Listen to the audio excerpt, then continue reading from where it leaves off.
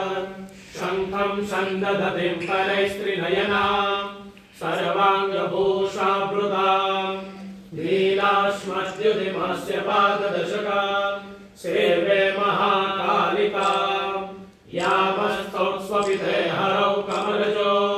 हन्तुं मधुं कैटभं विद्युद्दामसमप्रभां मृगपति स्कन्दस्थितां भीषणां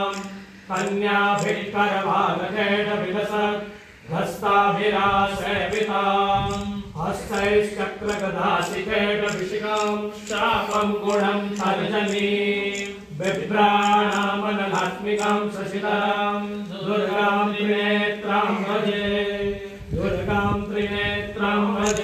पूर्वः स्वः अनंत ब्रह्मांडनायिकायै भगवत्यै महाकाल्यै नमः त्रिपुरसुंदर्यै नमः प्रार्थना पूर्वक नमस्कारान् समर्पयामि।